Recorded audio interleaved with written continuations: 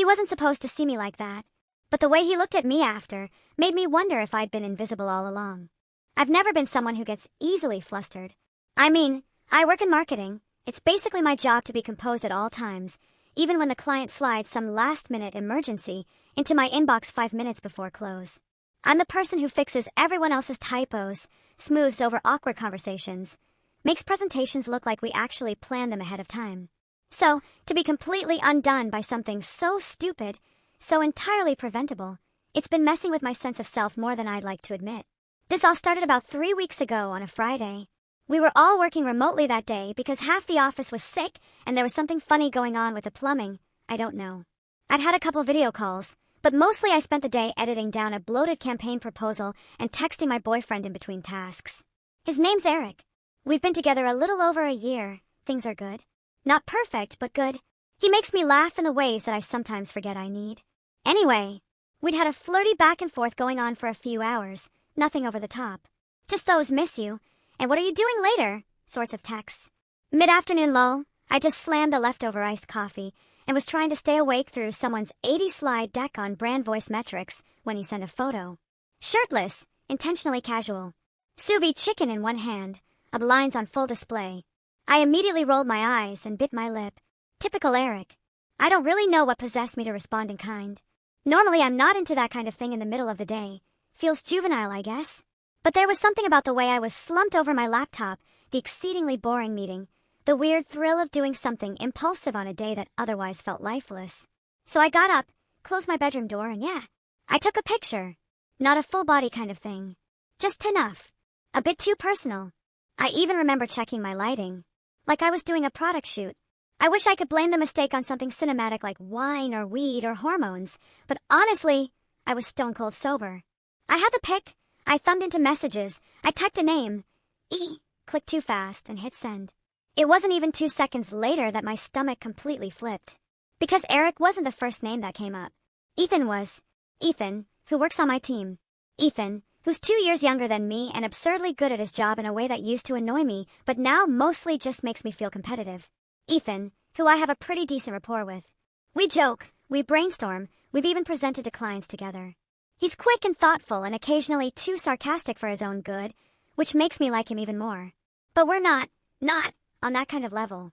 I stared at the screen for a good 5 seconds, like maybe the app had glitched. I couldn't breathe. My hands went clammy. I clicked the thread and saw the photo. Crisp, unmistakable, full resolution, just sitting there, in the blue bubble, fully delivered.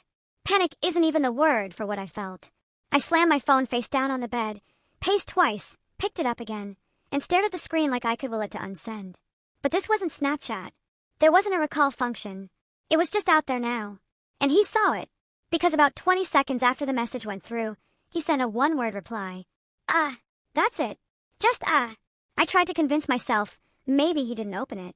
Maybe he was responding to something else. Maybe he wouldn't say anything, and I could pretend it never happened. And I almost did.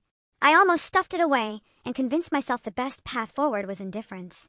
I even remember typing something like, OMG, wrong person, ignore that, and then backspacing all of it. Because any acknowledgement felt like lighting a second match after starting a forest fire. I thought, maybe if I just hold my breath long enough, it'll burn itself out. Spoiler, it did not.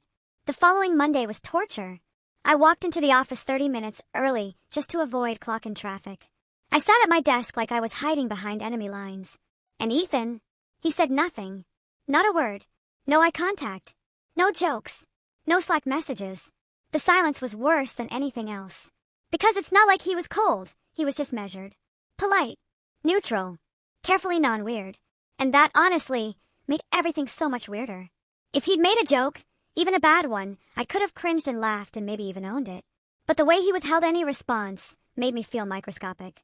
Like he was doing me a favor just by not acknowledging the most humiliating thing I had literally ever done. And I couldn't bring myself to say anything. Every time I saw him, I turned into this awkward, blinking robot version of myself. One afternoon, we were both by the Nespresso machine, and he nodded at me like I was someone's cousin he barely knew. That night, I cried in my car for 15 full minutes in the parking garage. And no one knows.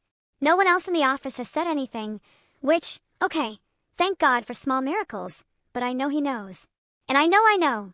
And I can't stop rerunning the whole thing in my head, over and over like, could I have caught it? Could I have noticed the name before I pressed send? Could I go back in time and throw my phone off a bridge? Because now it's not just that I made a mistake. It's that I don't know how to come back from it.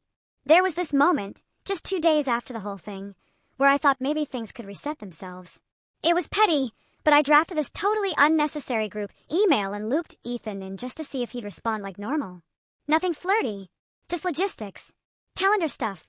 When he replied within 2 minutes, it was polite, on topic, and painfully neutral. Like he was being extra careful not to signal anything either way. And the thing is, on the surface, yeah, we're definitely still coworkers. Functionally fine, project-focused, appropriately distant. But there's this low hum beneath all of it now. Like we both know something we're pretending we don't. Except only one of us has seen the other half naked, and the other one has no idea how deeply that changes everything. What makes it worse, and I haven't even fully admitted this to myself until now, is that Ethan's not just some random dude I sent a wrong text to. He's, Ethan, smart, intentional, weirdly observant. I noticed early on that he always remembers if someone mentions a sick dog or a nervous presentation, he'll bring it up 2 weeks later, casual, like, hey, how's Max doing? Like he keeps this invisible spreadsheet of emotional data, which is a kind of thing that shouldn't matter in a sterile corporate setting, but somehow it really does. I guess what I'm saying is, this mistake wouldn't have messed me up nearly as much if I didn't already respect him. That part is really sticking to my ribs. That Tuesday, I caught myself doing my makeup more carefully before work. Like concealer, setting powder, a little lip color. Which felt irrational and a lie all at once. Don't get me wrong, I take care of myself, but I usually don't try so hard just to sit in a cold-ass office under bad lighting. But suddenly I needed to not look embarrassed. I needed to look like I was fine, unbothered, in control. Fake it, till you forget it. The tipping point came later that week in the break room. It was just the two of us again. I was refilling my dumb glass water bottle with those stupid motivational time markers on the side. 9 a.m. keep going, 11 a.m. you got this. And he walked in behind me. We both kind of half smiled at the same time. And then, because I'm a goddamn masochist or maybe just finally snapped, I blurted, "Hey, so, I owe you an apology." He blinked. "You really don't?" "I mean, yeah, I do." He gave a little shrug, poured coffee, like he was trying to stay relaxed, but I saw the grip on his mug a little too tight. "It wasn't a big deal." "It was," I said, a beat too fast. "At least to me it was. I didn't mean to put you in an uncomfortable spot." And then Ethan did this thing, this little inhaled laugh, not even a sound, just air. And he finally turned to look at me, really look. And his face was kind, not smug, not squirming, just mild. "I figured it was meant for someone else," he said, then sipped his coffee like it was just another sentence in a normal conversation. I wanted to die and thank him all at once. "Still," I said, "thank you for not making it weird."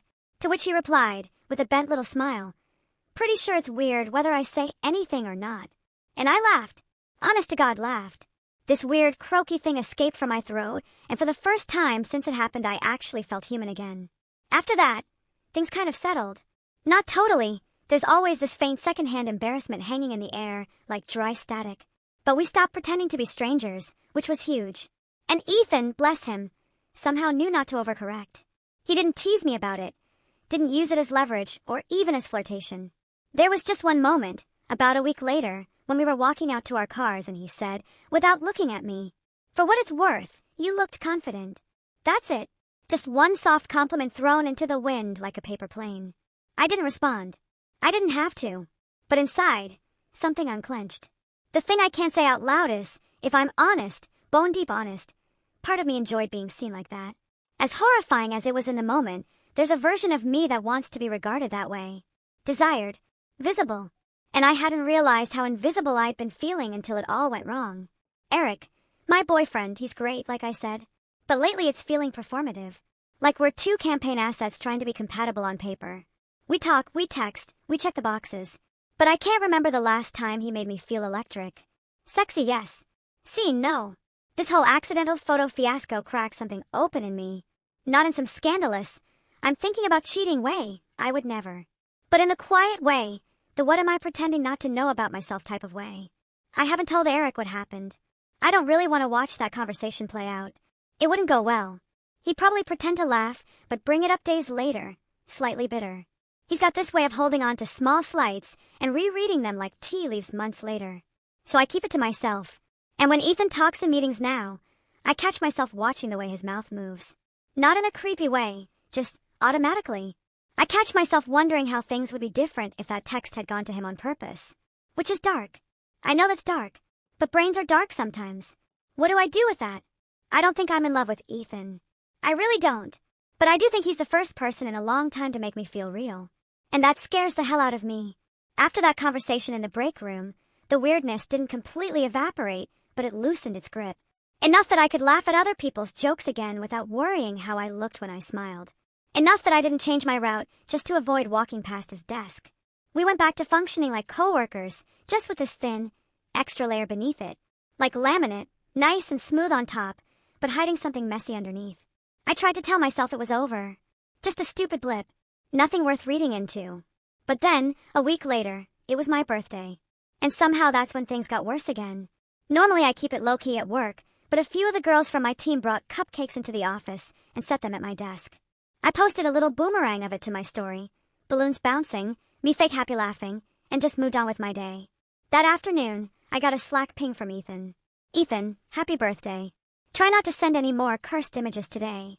I actually laughed out loud when I saw it. Okay, so maybe we gone back to normal. I typed back. Me.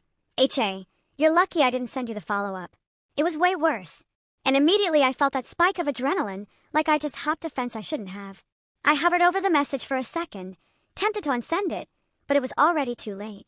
The damage, if any, was done. But Ethan replied. Ethan, I'm not curious. Ethan, but I feel like it would unravel the tiny shred of dignity we both have left. I just stared. Because that right there, that was flirting. Tentative, maybe, but unmistakable. And suddenly, this vault I'd been holding locked inside me cracked wide open. There's a version of me, the version that stayed logical, loyal, properly mortified, who should have shut it down right there. Who should have laughed and typed something graceful like, "You'll never know smiling face with halo," or just left it on read like a sane human. Instead, I replied, Me, our secrets are what make the workplace exciting. Ethan, dangerous game. Me, aren't those the most fun?